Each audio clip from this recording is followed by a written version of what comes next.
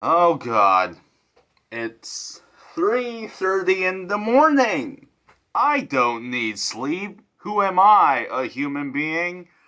Okay, Midnight Cowboy, obviously one of the most famous Best Picture winners of all time, mostly because I believe it's the only X-rated movie to ever win Best Picture, and only won 3 Oscars, so it wasn't this big win anyways, but even back then, for a film like this to win Best Picture was a big controversy, not only because it's X-rated, it's mostly because the era when this was made was very controversial when it comes to filmmaking, when it comes to styles. Everything was kind of being revolutionized, and obviously the hippie movement, psychedelic music, all these weird, strange cultures are kind of culminating into this strange pot of, and everybody was calling out religion and war and whatnot. And it was a very confusing time for America. So obviously, the film industry kind of needed to adapt to that. So the style radically changed. Suddenly, film cameras were moving. What? And films were starting to talk about really unromantic things, and they were starting to show the real grittiness of life. Everything became much, much more realistic, and quite frankly, this era is just I'm just a huge sucker for this era. American New Wave is amazing. It really does show the decay of the American dream and, the flaws of the cliches that we indulged in the past, and what with the style of the French New Wave.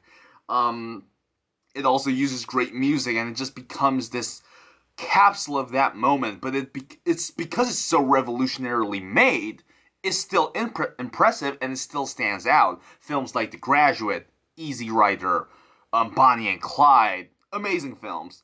And out of all of them, although Easy Rider is a pretty tragic movie, this is definitely one of the more personal and tragic films. Easy Rider was tragic because it symbolized such a depressing idea, which was basically the fall of freedom and hope in America. This feels more personal. There is an idea like that within it. It just feels more personal though, maybe because the story's more personal. Now, the story in itself is very simple. Joe Buck, a guy who kind of wears his clothes like a cowboy, goes to New York to kind of hustle around. He meets Rico Ratso or whatever, played by Dustin Hoffman, who's this kind of a snitch who goes around the streets. But they kind of, at first, they don't really get together that well, but their friendship grows. And it's basically a simple story, and we've seen this before, of a man trying to run away from his problems only to find bigger problems and bigger burdens and more emotional entanglement. And I feel like this story is so effective mostly because of the editing. Here's the thing, exposition can be done extremely terribly. You can have this big bit of dialogue where the shot doesn't cut for 6 minutes and it'll be boring as all hell. But a film like this is definitely much more smarter than your average movie. What it does is basically tells you the backstory with these effective scenes of quick cut editing, and it's obviously taking a lot from Godard. I know I say that a lot on this channel, mostly because I'm kind of a Jean-Luc Godard fanboy, but still, these movies take a lot from Godard, and it takes them and uses them so effectively. In this case, obviously, it takes a lot from Breathless because the black and white, and obviously the quick cutting scenes and jump cuts. It also takes a little bit from Pierre LeFou because there are these scenes within these scenes of quick editing, they kind of mix up the storyline just to make you more compelled, just to get you really into the scene and it really challenges you and tries to make you to make out your own story, to make out your own image of what's going on, and it's much more effective than just a simple storyline. So the fast cut editing, the flashy lights, the black and white scenery, the mixing of the storyline really just makes it not only compelling and addicting, but stylistically, obviously, it's rebellious, it's new, it's in your face, and most importantly, it's such a great way of storytelling than simple exposition. And it just says it all. You see how screwed up this guy's life was. And you sympathize with him right away. And there are a lot of things going on in his life, like his deranged girlfriend after kind of unfortunately being involved in a little gangbang, which was pretty traumatically shot. She basically accused him, and it's obviously this huge burden on his mind. There was also this really strange relationship with his grandmother. It was kind of sexual. It was kind of way too personal, but she also really disciplined him to a point where he's having nightmares about it, and it's so effectively done when the editing is so rampant and quick. It just makes it feel more sinister. Even moments of joy in this movie are kind of tinged with that sinister element. There's this great scene at this party, and obviously in this party, it feels like that one of those scenes from a film like Beyond the Valley of the Dolls. Like, it's extremely psychedelic. You got that 60s makeup going on. You got that 60s hairdo. People are high. People don't know why they're at the party. There are a lot of, transvestites. People just going at it to the skin right away. And it's so effectively done, mostly because not only does it capture that era so perfectly well, but there's a grittiness to it. It's not this pretty romanticized idea of that psychedelic era. It's actually really gritty. The sex is not sexy. Like, people are biting each other. It is genuinely disturbing. And even the scenes that are kind of supposed to be lovey-dovey are done in such dark areas, and it just feels much more sinister. It feels like people are dying. It feels like an era is dying, and it just goes for it. Like, it does kind of romanticize the psychedelic era, but at the same time, it uses that psychedelic idea and that sound and that image to amplify the grittiness and the sorrow of what the characters are going through, especially Rico.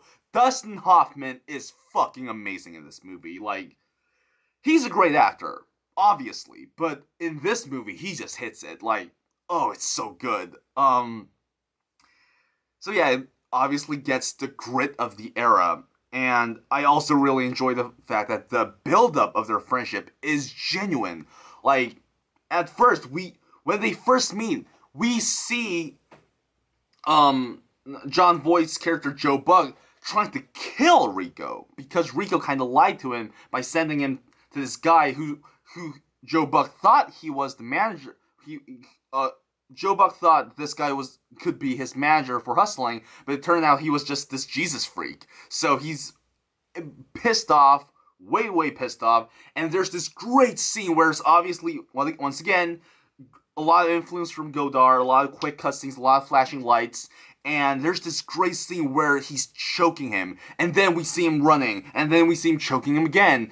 And what's so great about this is that he actually doesn't choke him in reality. Like, he's so pissed off that he's having these images in his head, and we're seeing it. Not only are we getting into his psyche, but we're being delivered, this psyche is being delivered in such a violently radical way. And so obviously the friendship starts off at a really low point, but we see it build up. We see the trust build up. We see the love build up. We see the friendship build up. And I know that sounds corny, but the film does it in such an unmainstream way, because it's not like this one sudden moment of clarity and they're friends. No, it builds up. They lie to each other. They kind of snitch on a lot of people. They don't trust each other till the end, kind of. And even Rico's kind of this pessimistic person, so he's not always smiling. He's not always joking. He's not always going to be kind to Joe Buck, but he keeps on going. And Joe Buck keeps on going. And it just feels so warm and so genuine, and it kind of got to me.